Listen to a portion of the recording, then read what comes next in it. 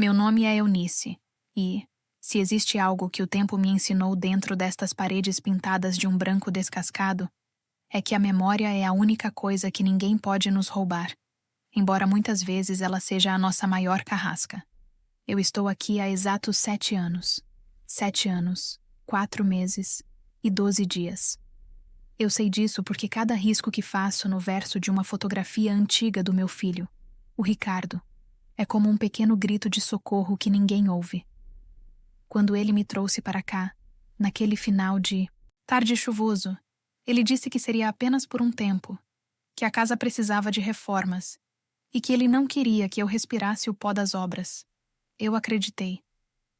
Como não acreditar no homem que eu carreguei no colo, para quem eu fiz sopa de letrinhas quando a febre subia e por quem eu trabalhei em 3 empregos para que ele tivesse o melhor diploma de direito da cidade.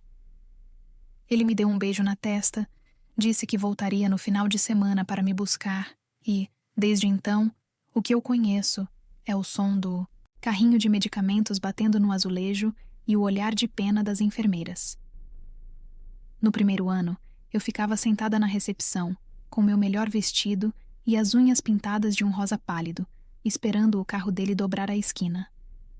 No segundo ano, eu comecei a aceitar que as obras deveriam estar demorando. No terceiro, o silêncio dele se tornou um buraco negro que engoliu minha esperança. Eu sobrevivia de lembranças, mas lembrar é uma forma lenta de morrer quando o presente é um deserto.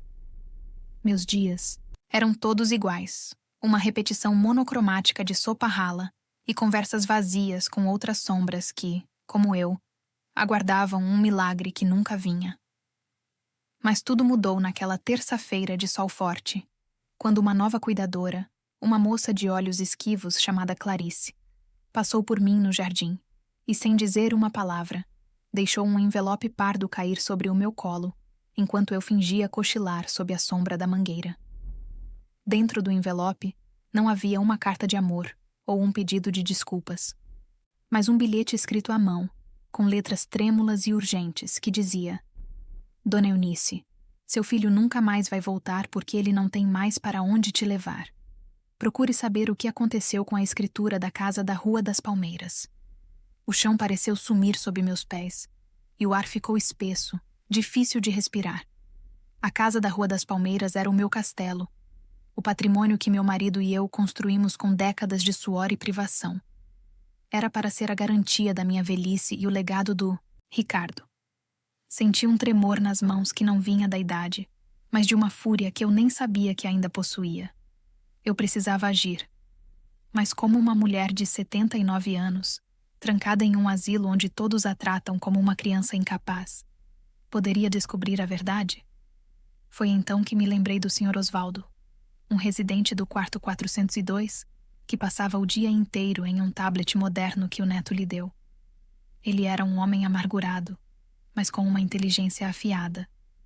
Eu me aproximei dele com o pouco de dignidade que me restava e propus uma troca. Minhas sobremesas de um mês inteiro, se ele me ajudasse a pesquisar o nome do meu filho nos registros públicos de imóveis. Ele aceitou com um sorriso cínico. O que descobrimos naquela tela brilhante foi um soco no estômago. A casa da Rua das Palmeiras não pertencia mais a mim, e nem ao Ricardo.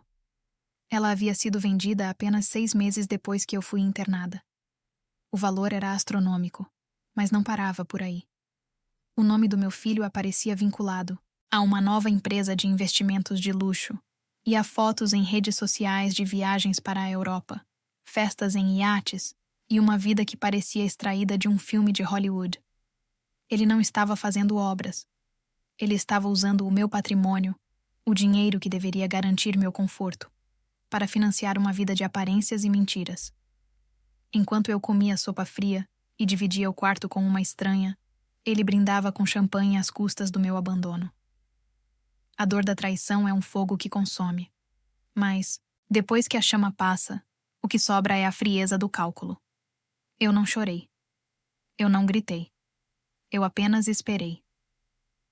3 dias depois, o destino, que gosta de pregar peças, trouxe o advogado do Ricardo ao asilo. Ele veio com aquela pasta de couro cara e um sorriso plástico, pedindo que eu assinasse uma renovação de custódia e alguns papéis de rotina bancária. Ele achava que eu era a mesma Eunice frágil e distraída de anos atrás. Entrei na sala da diretoria devagar, fingindo uma confusão mental que eu não sentia. O advogado colocou a caneta na minha mão e disse que era para o meu bem. Foi quando eu o encarei nos olhos, com uma lucidez que o fez recuar, e disse que só assinaria se ele me explicasse por que o meu CPF estava sendo usado para lavar dinheiro da empresa de fachada do meu filho. O rosto dele empalideceu instantaneamente. O silêncio que se seguiu foi ensurdecedor. Eu sabia que tinha tocado na ferida certa. O Sr. Osvaldo não tinha encontrado apenas a venda da casa. Ele tinha encontrado processos judiciais em andamento contra a empresa do Ricardo por fraude e ocultação de bens. Meu filho não era apenas um mau filho. Ele era um criminoso que me usou como laranja, aproveitando-se da minha assinatura para proteger os ativos dele enquanto me escondia do mundo para que eu não pudesse fazer perguntas. O advogado tentou gaguejar uma desculpa, mas eu o cortei. Disse que eu tinha uma cópia de cada documento e que, se o Ricardo não estivesse naquela sala em 24 horas, eu entregaria tudo ao Ministério Público. Na tarde seguinte, o carro luxuoso dele finalmente dobrou a esquina. Ele entrou na recepção exalando perfume caro e arrogância. Mas quando me viu sentada no centro da sala, cercada pela diretora e pelo meu novo advogado, um jovem idealista que o Sr. Osvaldo me ajudou a contatar, a máscara dele caiu. Ele tentou se ajoelhar, tentou dizer que fez tudo para me dar um futuro melhor, que o mercado financeiro era difícil. Eu o interrompi com um gesto seco. Eu disse que não queria desculpas. Eu queria justiça. Naquela tarde, descobri que a reviravolta da vida é implacável. O dinheiro que ele tanto amava agora era a prova do crime dele.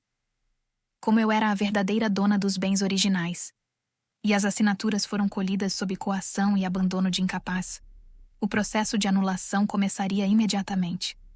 Mas o golpe final foi quando revelei quem tinha me enviado o bilhete anônimo. Não foi uma enfermeira arrependida, mas sim a ex-esposa dele, que ele também tinha descartado e humilhado. Juntas, duas mulheres que ele subestimou derrubaram o seu império de vidro. Hoje, eu não moro mais no asilo.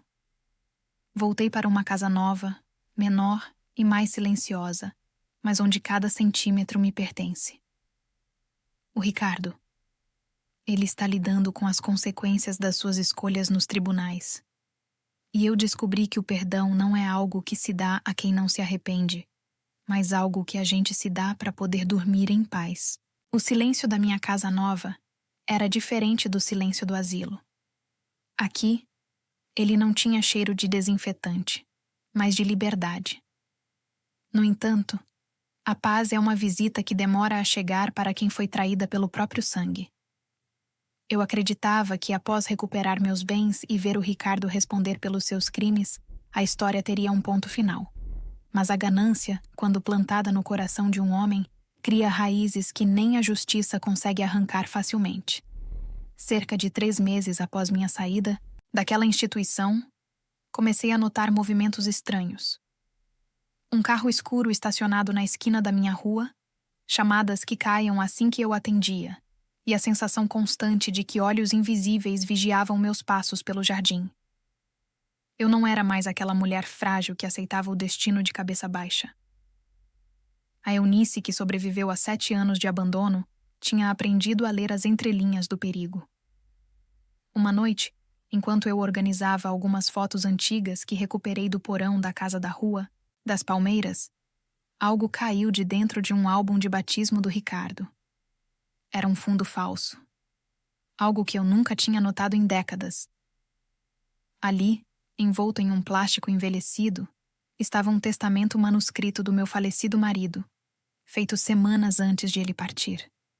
Meus olhos cansados não podiam acreditar no que liam. Meu marido, prevendo que o filho poderia se perder no caminho da soberba, tinha deixado uma cláusula de usufruto vitalício ligada a uma conta no exterior que eu desconhecia completamente. Mas o que me gelou o sangue foi perceber que o Ricardo sabia disso. Ele não queria apenas o dinheiro da casa. Ele precisava da minha morte ou da minha interdição total para acessar uma fortuna que estava bloqueada em meu nome na Suíça. O bilhete anônimo da ex-mulher dele tinha sido apenas a ponta de um iceberg muito mais profundo e perigoso. Na manhã seguinte, decidi que não esperaria o bote. Saí de casa bem cedo, fingindo que ia apenas à padaria, mas peguei um táxi para o centro da cidade para me encontrar com o Dr. Arnaldo, o jovem advogado que tinha me ajudado antes. No meio do caminho, percebi que estava sendo seguida. O carro escuro que eu vira na minha rua estava 2 posições atrás do táxi. Meu coração disparou, mas minha mente permanecia fria. Pedi ao motorista que entrasse no estacionamento de um shopping movimentado e saísse pela outra porta. Consegui despistá-los, mas sabia que era temporário. No escritório, Arnaldo analisou o documento do fundo falso. O que ele descobriu foi perturbador. O Ricardo não estava apenas falido e sendo processado por fraude.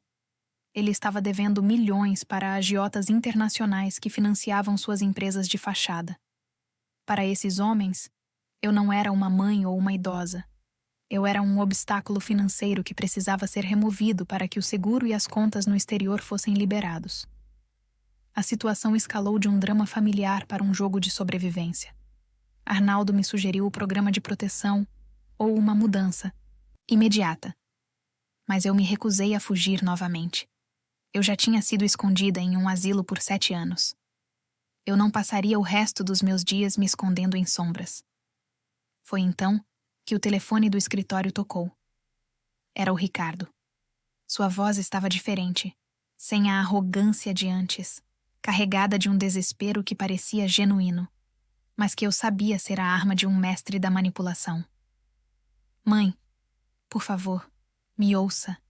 Eles estão vindo atrás de você. Eu perdi o controle de tudo. Eu sei que você me odeia, mas se você não assinar os papéis de transferência para uma conta protegida que eu criei, eles vão fazer o que eu não tive coragem de fazer no asilo. Eu desliguei na cara dele. Eu não era mais a laranja que ele usaria para se salvar. Mas a ameaça era real. Naquela mesma noite, a campainha da minha casa tocou às 2 da manhã. Olhei pela fresta da cortina e vi 2 homens de terno, com expressões gélidas, parados no meu portão. Eles não gritavam, não faziam barulho. Eles apenas esperavam. Liguei para a polícia, mas a resposta foi que uma viatura passaria assim que possível. Eu estava sozinha. Peguei o caderno azul onde escrevia minhas memórias e, dentro dele, retirei a chave de um cofre que meu marido mantinha em um banco antigo. Eu sabia que a resposta para me livrar daqueles homens não estava no dinheiro, mas em um dossiê que meu marido guardava sobre os sócios do Ricardo. A tensão subiu ao nível máximo quando ouvi o som de vidro quebrando nos fundos da casa. Eles tinham entrado, com uma agilidade que eu não sabia que meu corpo de quase 80 anos ainda possuía. Me escondi no sótão, puxando a escada retrátil. Ouvi os passos pesados no andar de baixo, o som de gavetas sendo reviradas, móveis sendo arrastados. Onde está a velha? Um deles perguntou com uma voz que parecia vir do fundo de um túmulo. Eles não queriam apenas os papéis. Eles queriam me levar de volta para algum lugar onde eu nunca mais veria a luz do sol. Foi quando ouvi uma segunda voz. Uma voz que eu reconheceria em qualquer lugar do mundo. Era o Ricardo. Ele tinha entrado na casa com eles. Eu ajudo vocês a acharem, mas não encostem nela até eu conseguir a senha, ele dizia. Meu próprio filho estava conduzindo os lobos até o meu esconderijo. Senti uma lágrima quente escorrer pelo meu rosto, não de medo, mas de uma decepção final que cortou o último fio de amor que eu ainda sentia por ele. Mas eu tinha um trunfo. No sótão, havia um antigo rádio amador que meu marido usava. Consegui sintonizar na frequência da delegacia local, que era próxima, e comecei a transmitir em tempo real o que estava acontecendo. Eu deixei o canal aberto para que todos ouvissem as confissões do meu filho e as ameaças dos agiotas. "Ricardo!"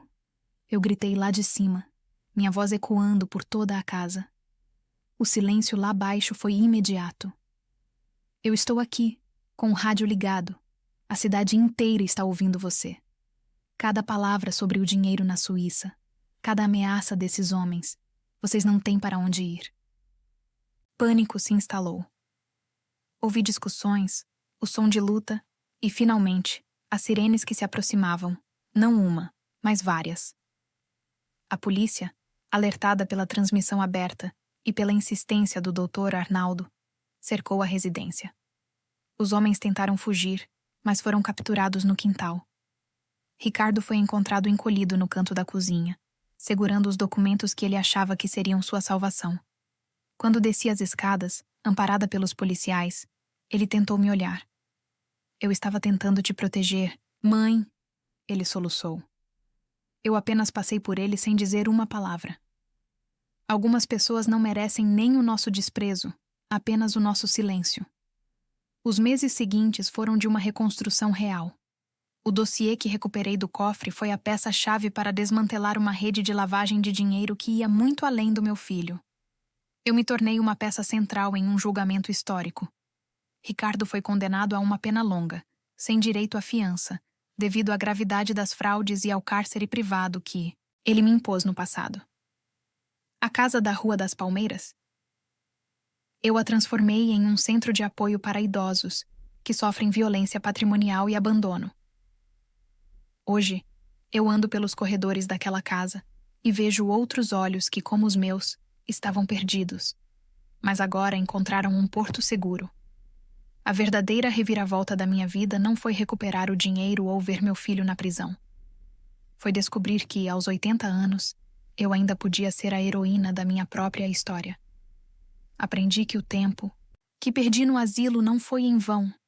Ele serviu para me dar a armadura que eu precisava para enfrentar os monstros que eu mesma ajudei a criar com meu excesso de zelo. A vida é um sopro, mas a dignidade é eterna. Muitas vezes o inimigo não está lá fora, mas senta à mesa conosco e divide o nosso pão.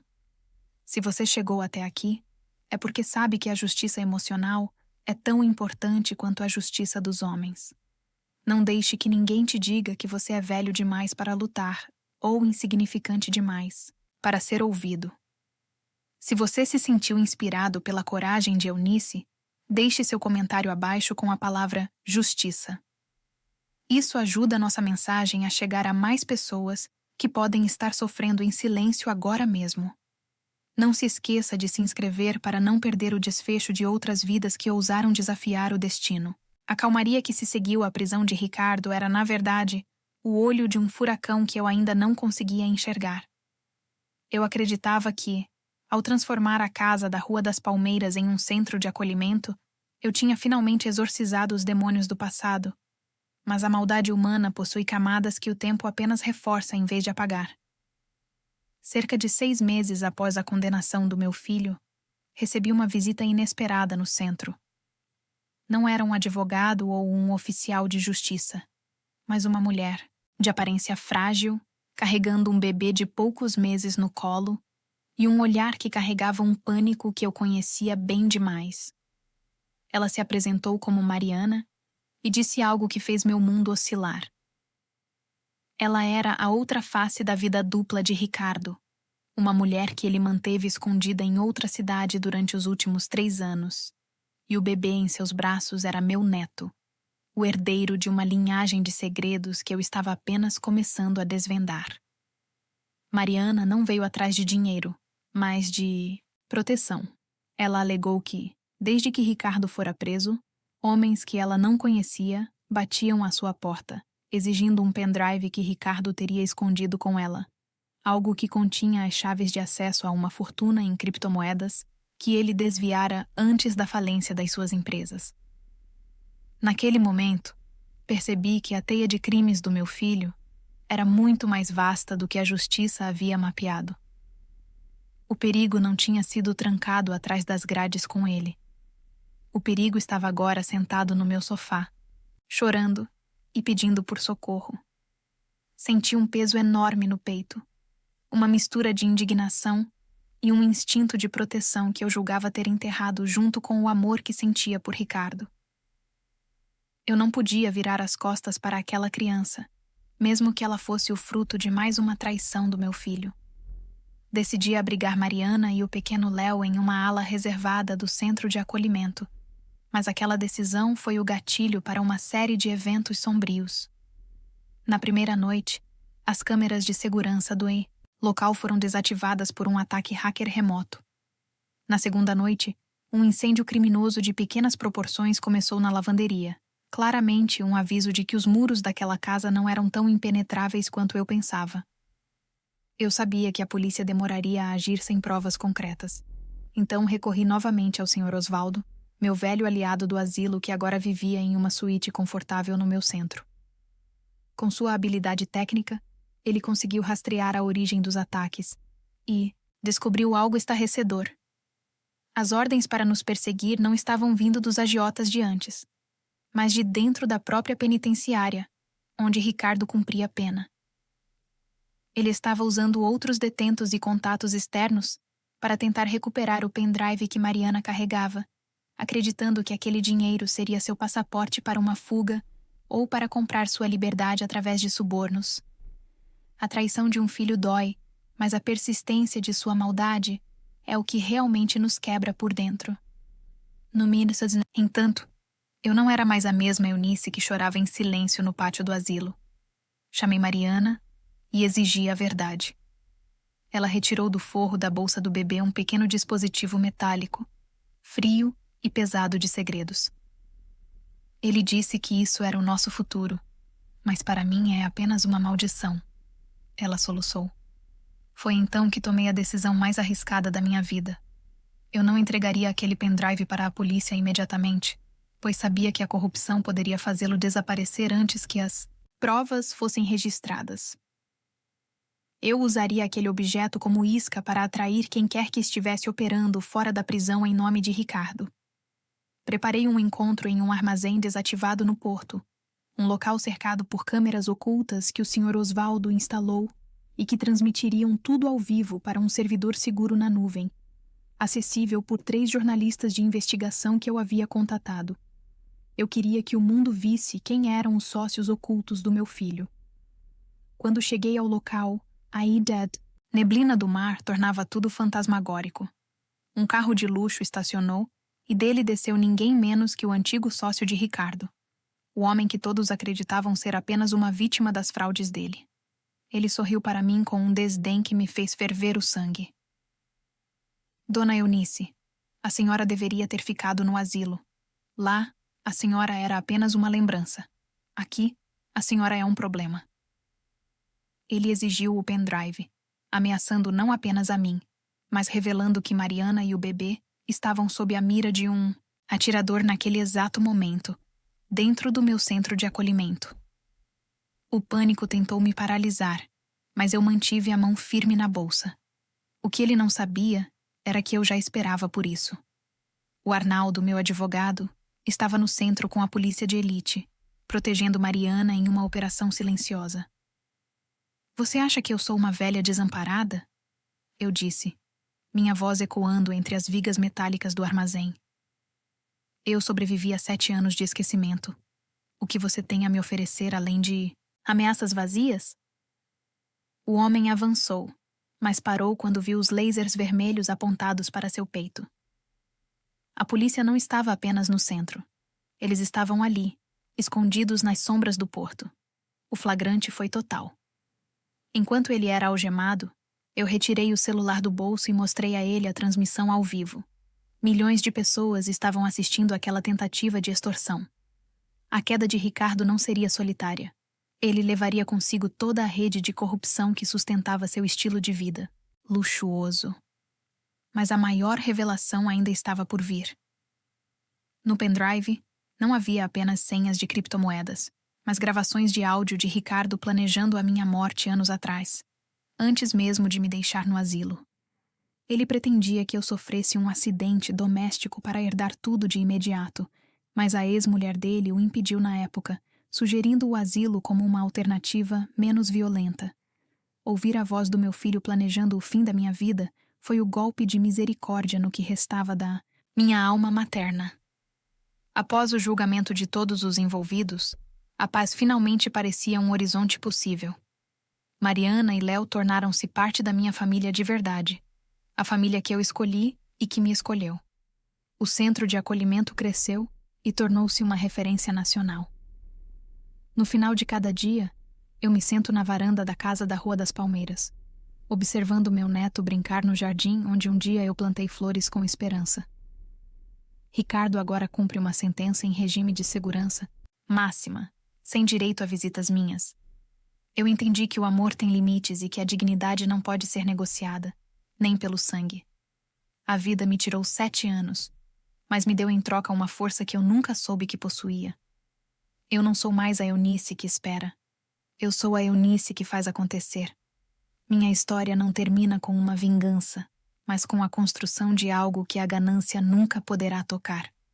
A calmaria que se seguiu à prisão dos sócios de Ricardo e a descoberta do pendrive parecia, finalmente, o capítulo final de uma vida marcada por tempestades. Mas o destino, às vezes, gosta de testar a resistência da madeira de que somos feitos até o último limite. Eu agora tinha Mariana e o pequeno Léo ao meu lado, e o centro de acolhimento na Rua das Palmeiras era uma fortaleza de bondade. Mas o dinheiro que Ricardo escondeu nas sombras do mundo digital começou a atrair tubarões que eu nem sabia que existiam. 3 meses após o último julgamento, recebi uma carta oficial vinda de um tribunal internacional. Não era sobre crimes, era sobre uma herança. A carta dizia que meu marido, antes de falecer, não tinha apenas aquela conta na Suíça.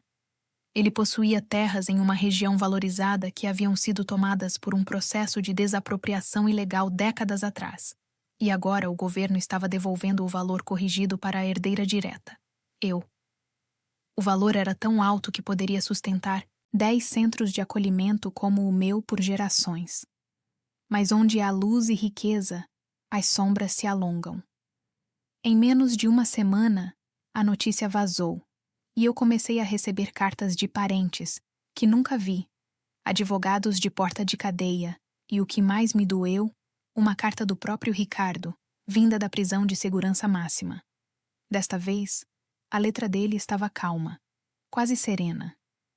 Ele dizia que tinha encontrado a religião, que se arrependia de cada lágrima que me fez derramar e que só queria uma chance de me pedir perdão pessoalmente antes que uma doença grave, que ele alegava ter contraído na prisão, o levasse de vez. Mariana implorou para que eu não fosse. Arnaldo, meu advogado, avisou que poderia ser mais uma armadilha psicológica. Mas o coração de uma mãe é um labirinto onde a lógica muitas vezes se perde. Eu precisava olhar nos olhos dele uma última vez para saber se o monstro que eu criei ainda habitava aquele corpo, ou se, no limiar da morte, ele finalmente tinha encontrado a humanidade. Fui até a penitenciária em um dia cinzento, escoltada por seguranças particulares que o Dr. Arnaldo insistiu em contratar. Quando o vidro do parlatório nos separou, vi um homem que parecia a sombra do filho que um dia amei. Ele estava magro, pálido, com o olhar encovado. Ele chorou. Pediu perdão pela casa, pelo asilo, pela vida dupla. Ele me implorou que eu usasse parte da nova herança para pagar o melhor tratamento médico para ele em um hospital de custódia. Por um momento, a Eunice de anos, atrás quase cedeu. Quase estendi a mão para tocar o vidro. Mas enquanto ele falava, notei um detalhe. Ricardo tinha um tique nervoso no canto do olho esquerdo que só aparecia quando ele estava arquitetando uma mentira muito grande. Enquanto ele soluçava, sua mão direita, escondida sob a mesa, fazia movimentos repetitivos, como se estivesse sinalizando para alguém atrás de mim. Eu não olhei para trás.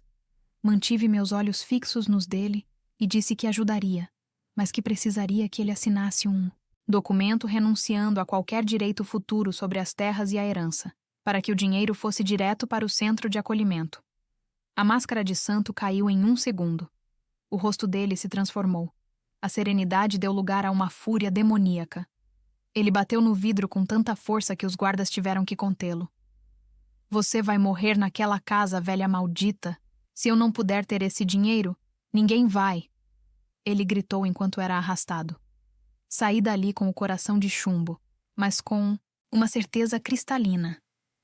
O mal não se cura com dinheiro. E o perdão não é um passe livre para a impunidade. Ao chegar em casa, o ambiente estava pesado. Mariana estava branca como papel. Ela me mostrou o celular. Alguém tinha invadido o sistema de segurança do centro e projetado nas telas dos computadores uma contagem regressiva. Não era um ataque hacker comum, era um ultimato. Os agiotas que Ricardo ainda devia estavam convencidos de que eu tinha acesso imediato aos milhões da herança internacional e queriam sua parte naquela noite. Eu percebi que enquanto eu estivesse viva e com aquele dinheiro vinculado ao meu nome, todos ao meu redor estariam em perigo. Reuni Mariana, Arnaldo e o Sr. Osvaldo na biblioteca. Eu não vou ser a presa desse jogo, eu disse. Nós vamos usar essa herança para acabar com esse ciclo hoje. Sob a orientação do Sr. Osvaldo, criamos um fundo fiduciário irrevogável, transferindo cada centavo da herança para uma fundação internacional de proteção e idosos e crianças órfãs, com uma cláusula que bloqueava qualquer saque ou transferência para parentes de sangue por 100 anos. O dinheiro que Ricardo e seus comparsas tanto desejavam agora era fumaça para eles. Era intocável. Mas os lobos já estavam no portão. Naquela noite, a contagem regressiva chegou ao fim. 2 carros pretos cercaram a entrada do centro. Homens armados desceram. Mas desta vez, eles não encontraram uma idosa indefesa. Encontraram a Polícia Federal, que já monitorava os passos dos agiotas através das informações que Arnaldo colhera no processo internacional. Houve um confronto rápido, e o silêncio voltou a reinar na Rua das Palmeiras. Na manhã seguinte, o Diário Oficial publicou a criação da fundação. Eu renunciei a toda a riqueza pessoal. Fiquei apenas com a minha casa, a minha aposentadoria de professora e a paz de saber que meu neto, o pequeno Léo, cresceria em um mundo onde o nome da sua avó não era sinônimo de fortuna, mas de integridade. Ricardo, ao saber que a herança tinha se tornado inalcançável, perdeu sua última moeda de troca na prisão. Sem dinheiro para subornos ou proteção, ele foi transferido para uma cela comum, onde finalmente teria que encarar a realidade dos seus atos sem o escudo do seu ego. Hoje, aos 81 anos, eu olho para o jardim e vejo Mariana ensinando Léo a caminhar. O centro de acolhimento é agora um exemplo de resistência e amor. Aprendi que a maior reviravolta da vida não é ganhar uma herança ou vencer um inimigo. É a capacidade de abrir mão do que brilha para manter o que realmente ilumina. O deserto do asilo me ensinou a sede, mas a luta pela justiça me ensinou onde encontrar a fonte. Minha história chega a um porto seguro, não porque os problemas acabaram, mas porque eu aprendi que sou a capitã do meu próprio destino, não importa o quão forte o vento sopre.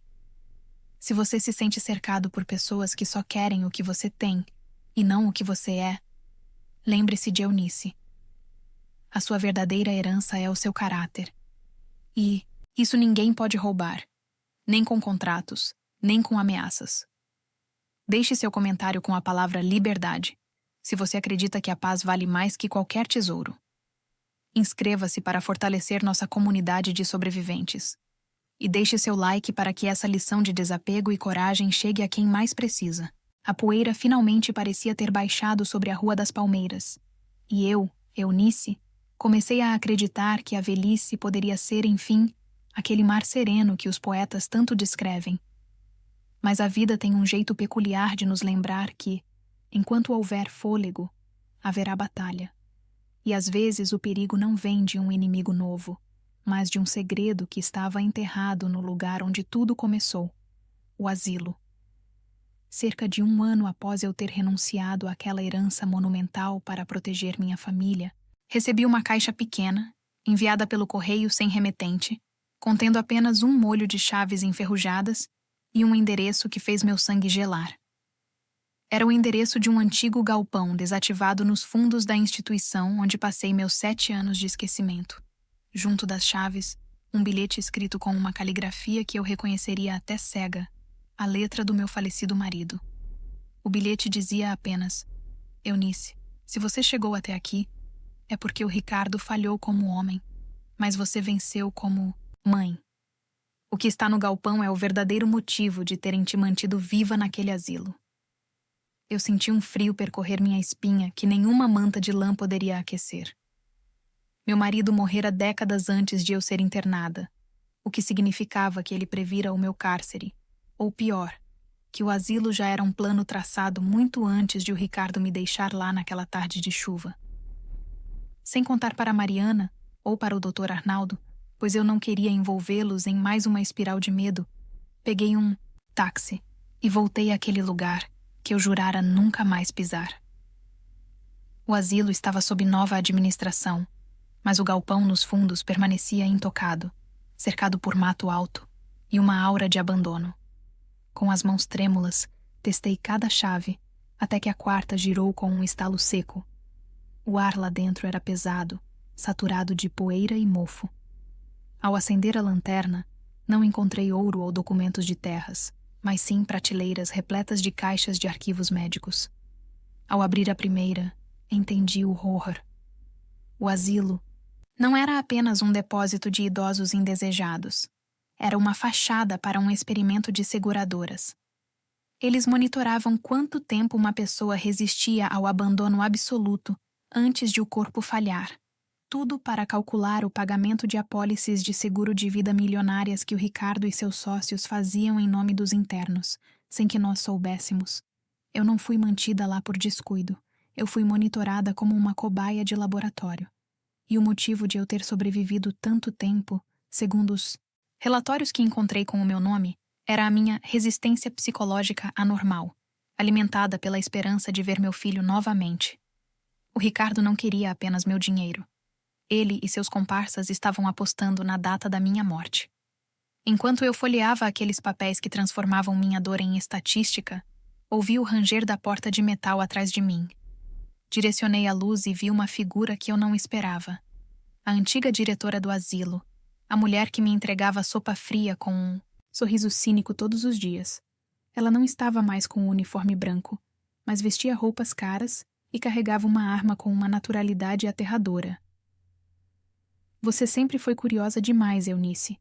O Ricardo era um amador. Ele se perdeu na ganância óbvia, mas o sistema que criamos aqui é muito maior que ele, ela disse, a voz gélida ecoando no galpão. Ela explicou que o Ricardo fora apenas um peão, usado para atrair clientes de alto padrão, que queriam se livrar dos pais e ainda lucrar com isso.